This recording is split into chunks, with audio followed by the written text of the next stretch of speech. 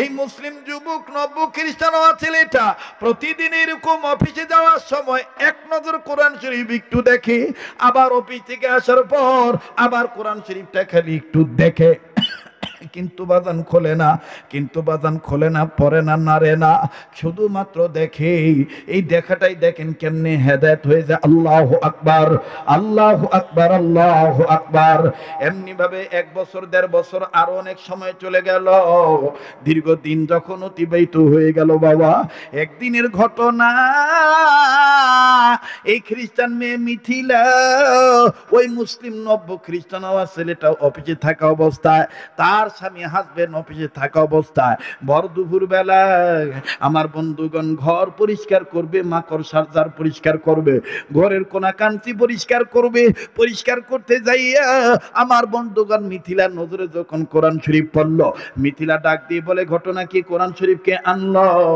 অবশ্যই অবশ্যই, সে খ্রিস্টান হইলে কি হবে, সে কোরআন শরীফ গোপনে গোপনে এনেছে, কাউকে বলে নাই, এটা আমি রাখতে পারবো না, দেখি আমার মা বাপকে জানাই, আব্বা আম্মা কি বলে।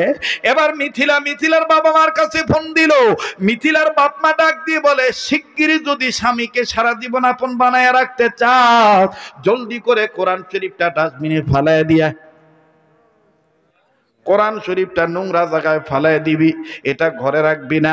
মিথিলা বাবা মার কথা মোতাবেক কোরআন শরীফ ডাস্টবিনে ফেলে দিয়ে আসলো। আমার বন্ধুগণ মুসলিম যুবক এবার বাড়িতে আসলো, বাড়িতে আসিয়া বিকেল বেলা প্রতিদিনের ন্যায় যখন ওই জায়গায় কোরআন শরীফ দেখতে গেছে, যে দেখে জায়গা আছে, জায়গায় কোরআন নাই। মুসলিম যুবক নব্য খ্রিস্টান যুবক আমার বাইরে মনে হয় কলিজায় কামড় দিছে, কান্না কান্না ভাব নিয়ে বলে, কই গেল, কোথায় গেল? এদিক ওদিক যখন ঘোরাঘুরি করে, দেখা দেখি করে, খোঁজাখুঁজি করে, মিথিলা বুঝতে পারার পরও জিজ্ঞাসা করে বলে, কি খোঁজো, কি খোঁজো, আমায় বলো, আমায় বলো। মুসলিম যুবক নব্য খ্রিস্টান যুবকটা কান্দার ডাক দে বলে, মিথিলা রে, না বলে আর পারলাম না, আমি তো মুসলমান ছিলাম, তুমি জানো, তোমার প্রলোভনে পড়ে ঈমান ছাড়ছি, ধর্ম ছাড়ছি, মা বাপ সব ছাড়ছি, কিন্তু মিথিলা তুমি জানো না, প্রতিদিন মুসলমান থাকা অবস্থায় প্রতিদিন সকালবেলা ফজর নামাজ পড়ার পর আমি কোরআন শরীফ তেলাওয়াত করতাম। ওই কোরআন শরীফটা অনেক দিনের পুরনো কোরআন শরীফ, এই কোরআন শরীফটা না দেখলে আমার ভাল লাগে না। মিথিলা, কসম করে বলি, তোমাকে বিবাহ করার পর থেকে আমি আর কোরআন শরীফ ধরি নাই, পড়ি নাই, দেখি নাই, শুধুমাত্র একটু দেখেছি। ও মিথিলা, এটা কি বড় অন্যায় নাকি? আজকে এই কোরআন শরীফটা কোথায় গেল আমি বুঝতেছি না। মিথিলা ডাক দিয়ে বলতেছে, কেঁদে লাভ নাই, আমি ঘর পরিষ্কার করতেছে কোরআন শরীফ দেখছি, আব্বা আম্মাকে জানাইছি, আব্বা আম্মা বলেছে ফেলে দিতে, তাই আমি তোমারে না জানাইয়া আমি ডাস্টবিনে নোংরা জায়গায় ফেলে দিয়ে এসেছি। মুসলিম ছেলেটা নব্য খ্রিস্টান হওয়া যুবকটা কান্দারে ডাক দিয়ে বলে, মিথিলা, কোরআন শরীফ তুমি ডাস্টবিনে ফেলে দিয়ে এসেছ, কোন ডাস্টবিনে ফেলেছ আমায় একটু বলো না, আমি ওই জায়গায় যাব। মিথিলা ডাক দিয়ে বলে, কেঁদে লাভ নাই, অমুক নাম্বার ডাস্টবিনে ফেলেছি, আর খোঁজাখুঁজি করলো তুমি পাইবা না। এই মুসলিম যুবক নব্য খ্রিস্টান যুবকটা ঘরের মধ্যে না থাকিয়া একটা দৌড় মেরে ডাস্টবিনের অ্যাড্রেস মোতাবেক দৌড় মেরে চলে গেল, পাগলের মতন চলে গেছে ডাস্টবিনের চতুর্দিকে, যে ডাস্টবিনে খুঁজতেছে কোথায় কোরআন শরীফ, কোথায় কোরআন শরীফ। অনেকক্ষণ খোঁজাখুঁজি করার পর নজর করে দেখতেছে আল্লাহর কোরআন শরীফের প্রথম পৃষ্ঠাটা দেখা যায়, তবে চতুর্দিকে কেমন দেখি ময়লা আবর্জনা লেগে আছে। মুসলিম যুবক নব্য খ্রিস্টান যুবক এই কোরআনের দিকে তাকায় আর চোখের পানি ছেড়ে কান্দার ডাক দিয়ে বলে, কে বলেছিল আমার সাথে আসার জন্য, কে বলেছিল আমার সাথে আসার জন্য? নিজের দোষেই নিজে আজকে নোংরা জায়গায় পড়ে গেছো, এখন আমি কি করব? তবে তুমি তোমার আল্লাহরে বলে দিও আমি তোমাকে নোংরা জায়গায় পরে থাকতে দেব না। এবার মুসলিম যুবক নব্য খ্রিস্টান যুবকটা নিজের গায়ের দামি কাপড় খুলিয়া এই কোরআন শরীফটাকে তুলিয়া চতুর্দিকের ময়লা সাফ করে আর ডাক দিয়ে বলে তোমার আল্লাহকে বলে দিও তোমার আল্লাহ যেন আমারে মাফ করে দেয়, তোমার আল্লাহ যেন আমারে ক্ষমা করে দেয়। বাজান এই কোরআন শরীফের গায়ের ময়লা যখন যুবকটা কাপড় দিয়ে পরিষ্কার করে তখন কোরআন আল্লাহকে বলতেছিল মালিক এই দুনিয়ার সৌন্দর্যের প্রলোভনে পড়িয়া ছেলেটা দিয়েছিল ঈমান ছাড়িয়া, কিন্তু আমার মহব্বত ছাড়ে নাই। আমার ভিতরে তো তোমাকে ভয় করার কথা বলেছ, আল্লাহ তোমাকে একটু হলেও ভয় করে। আমি কোরআন তোমায় বলতেছি তুমি না বলেছো লা তাকনা তুমি রহমাতিল্লাহ, আল্লাহ আমার গায়ের নোংরা জিনিস পরিষ্কার করার বরকতে বদৌলতে এই ছেলেটার কলবের ময়লা পরিষ্কার করে দাও, হেদায়েত দিয়া দাও, ঈমান নামক দৌলত তার অন্তরে আবার দিয়া দাও। চিৎকার দিয়া বলেন সুবহানাল্লাহ। বাজান এই কোরআন শরীফ বুকে নিয়া এ বন্ধু খালি গাই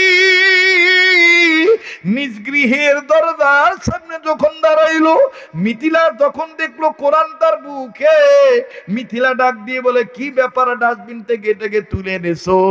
বাপ মা বলেছি কোরআন নিয়ে আর ঘরে ঢুকতে পারবা না, হয় কোরআন থাকবে হয় কোরআন নিয়ে থাকবা, নাইলে আমার নিয়ে থাকবা। এবার মুসলিম যুবক নব্য খ্রিস্টান যুবক কান্দারে ডাক দিয়ে বলে তোমার বাবা মাকে বলে দিও আমি আর খ্রিস্টানের ঘরে ঢুকবো না। তোমাকে পাওয়ার জন্য তোমার বাবাকে সাক্ষী রেখে বাইবেল হাতে নিয়ে ধর্ম ত্যাগ করেছিলাম, এখন তোমাকে সাক্ষী রেখে কোরআন হাতে নিয়া খ্রিস্টান ধর্ম ত্যাগ করলাম, এক আল্লাহর প্রতি ঈমান আবার নবায়ন করলাম। নারায়ে তাকবীর, নারায়ে তাকবীর। কষ্ট হইতেছে? কষ্ট হচ্ছে? মুসলমান বন্ধুরা রে আমার, এই মুসলিম যুবক যখন আবার মুসলমান হয়ে গেলেন, মিথিলা দরজা বন্ধ করে দিল। মুসলিম যুবক, লম্বা কথা সংক্ষেপ করে দিলাম, মুসলিম যুবক নিজ বাড়িতে নিজ দেশে ফেরত আসলো।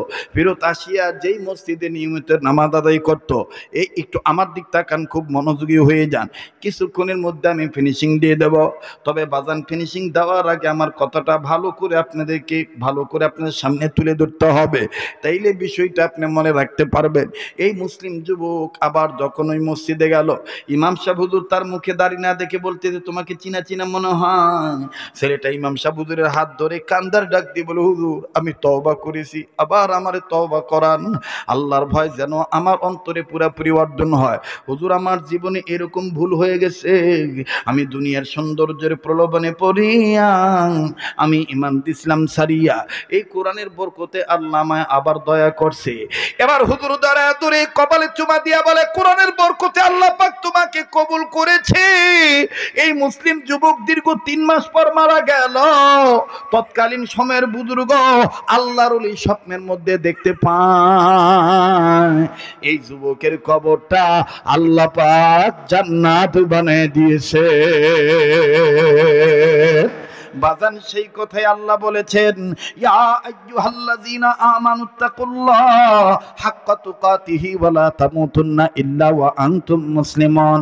মায়ের পেট নামক আমার বন্ধুরে ঘোড়ার মধ্যে ছিলাম, আবার কবর নামক ঘোড়ার মধ্যে যাব। তবে কবর নামক ঘোড়ার মধ্যে যাওয়ার আগে আল্লাহকে ভয় করার মতন ভয় করব। সত্যিকারের মুসলমান না হই আমি মৃত্যুবরণ করব না। কথা বলেন ঠিক না বেঠি? এবার বন্ধু মনে আসে কিনা জানি না, ওই মদের বোতলওয়ালা ডাক দিয়ে বলেন মালিক জীবনে শ্রেষ্ঠ তওবা করতেছি আল্লাহ, আর জীবনে মদ খাবো না, মদ ধরবো না। আজ যদি তুমি আমারে ওমরের হাত থেকে বাঁচায় দাও, মনে আছে কথাটা? যারা বলেন মনে আছে নাকি? হযরত ওমর বললেন, এই বেটা তোর ভিতরে কি, তুই তাড়াতাড়ি বাইর কর। লোকটা ডাক দিয়ে বলল, দুধের বোতল। আল্লাহু আকবার। হযরত ওমর বললেন, বাইর কর, আমি দুধের বোতল দেখব। বাজান আমি বলছি প্লিজ কেউ ছত্রভঙ্গ হবেন না বাবা, আমি অবশ্যই বলছি, বলবো, তবে আমি পাগল মানুষ, মদিনার পাগল, আমি মুসাফির মানুষ। বাজান রে, বলার আগে, মোনাজাতের পূর্বে, ফিনিশিং দেওয়ার আগে একটা আবদার করব বাজান রে, যেই হাতটা দিয়ে বারবার কাবা ধরি, যেই হাত আল্লাহ ওয়ালাদের হাতের সাথে লাগানো, এই হাত আমি আপনাদের কাছে বিছাইয়া ছোট্ট একটা আবদার করব বাবা। চোখের সামনে আপনাদের ডান সাইডে প্লিজ বাজান কেউ উঠাউঠি করবেন না, ওলামা তোলামা কেউ বিশৃঙ্খলা হবেন না, পারলে দিবেন, না পারলে দিবেন, কিন্তু না পারলে না দিবেন, কিন্তু কেউ উঠাউঠি করবেন